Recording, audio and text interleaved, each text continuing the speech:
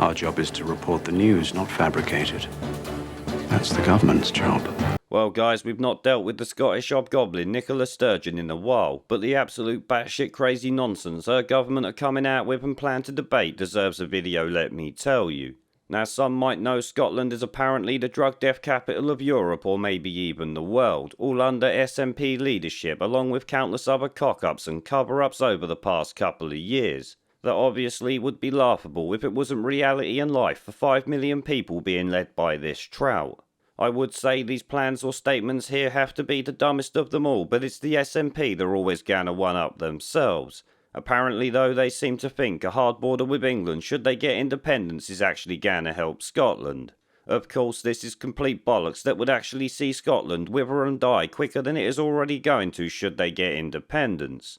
They've also added that with a claim that pension age would be lowered to 65 and everyone would be legally entitled to a job. Obviously, all of that shit is impossible, I don't even need to tell you that, but it shows the delusions of these complete idiots north of the border. Boris is a corrupt and useless tosspot, but I have to say, the SNP always try to one-up him. It's like telling him to hold their beer every single day.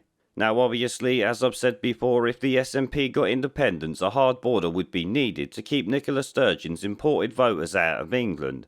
But obviously, that's not going to be why she actually wants this border. Of course, that along with them having no currency of their own would make independence and border walls absolute lunacy.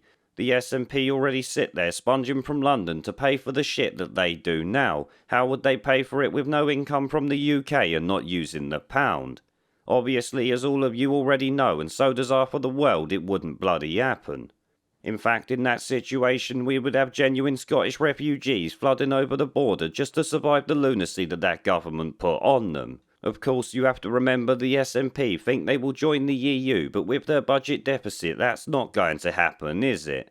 This, I think, proves the SNP have completely lost the plot and are so desperate for independence they will outright talk complete fecal matter, more so than usual I should actually say. It is comical shit if you ask me, a bit like their independence to join the EU and become its vassal state. For any real nationalist party, that would be complete lunacy and the end of them as a credible party, obviously not for the SNP. Which tells me they're about as nationalist as the fucking Labour Party at this point.